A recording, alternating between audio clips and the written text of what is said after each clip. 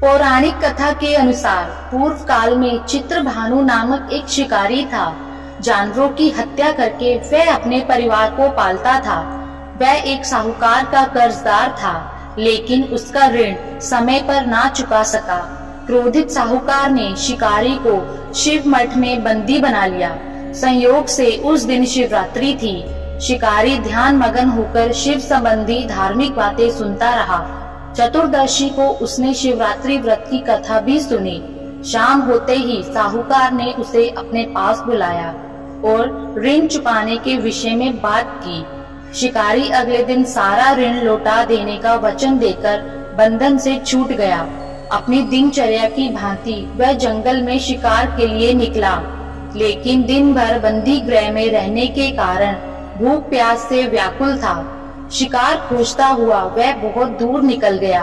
जब अंधकार हो गया तो उसने विचार किया कि रात जंगल में ही बितानी पड़ेगी। वह वन में एक तालाब के किनारे एक बेल के पेड़ पर चढ़कर रात बीतने का इंतजार करने लगा।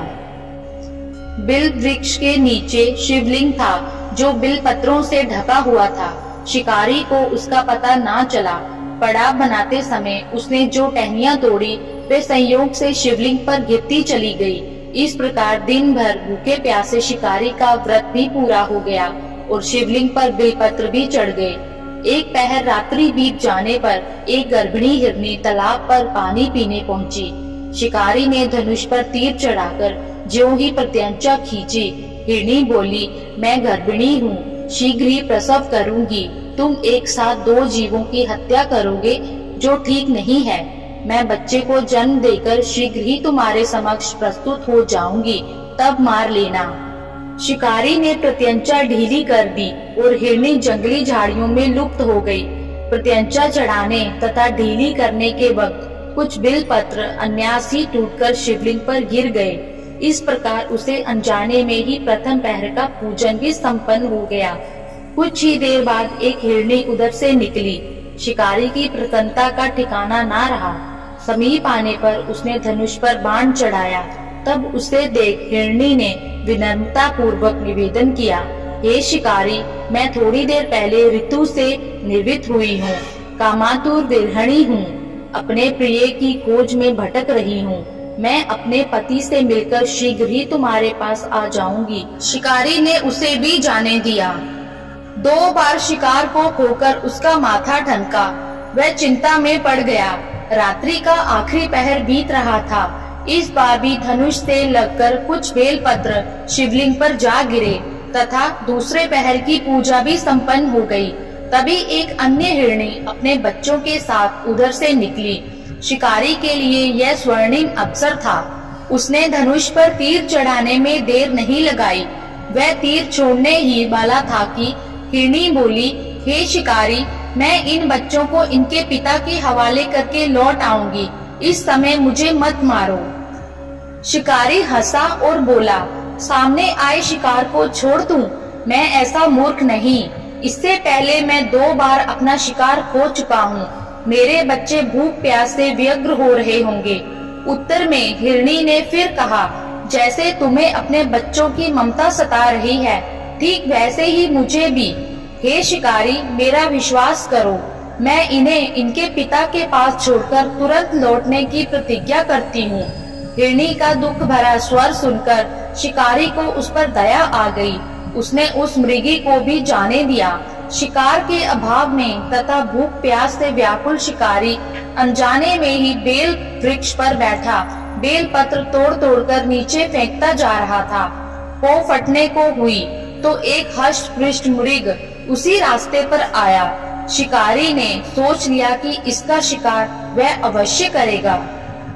शिकारी की तनी प्रत्यंचा देखकर मृग विनीत स्वर में बोला, हे शिकारी, यदि तुमने मुझसे पूर्व आने वाली 3 मृगियों तथा छोटे छोटे बच्चों को मार डाला है, तो मुझे भी मारने में विलंब ना करो, ताकि मुझे उनके वियोग में एक क्षण भी दुख ना सहना पड़े। मैं उन हिरनियों का पति हूँ। यदि तुमने उन्हें जीवन दान दिया है, तो मुझे भी कुछ क्षण का जीवन देने की कृपा करो। मैं उनसे मिलकर तुम्हारे समक्ष उपस्थित हो जाऊंगा। मृग की बात सुनते ही शिकारी के सामने पूरी रात का घटना चक्र घूम गया। उसने सारी कथा मृग को सुना दी। तब मृग ने कहा, मेरी तीनों पत्नियां जिस प्रकार प्रतिज्ञाबद्ध होकर गई हैं, मेरी मृत्यु से अपने धर्म का पालन नहीं कर पाएंगी। अतः जैसे तुमने उन्हें विश्वास पात्र मानकर छोड़ा है, वैसे ही मुझे भी जाने दो। मैं उन सबके साथ तुम्हारे सामने शीघ्र ही उपस्थित होता हूँ। शिकारी ने उसे भी जाने दिया। इस प्रकार सुबह हो गई। उपवास, रात्रि जागरण तथा शिवलिंग पर बेल पत्र चढ़ने से अनजाने में ही पर शिवरात्रि की पूजा पूर्ण हो गई।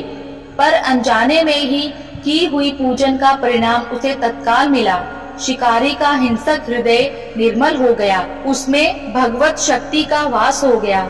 थोड़ी ही देर बाद वह मृग सपरिवार शिकारी के समक्ष उपस्थित हो गया ताकि वह उनका शिकार कर सके।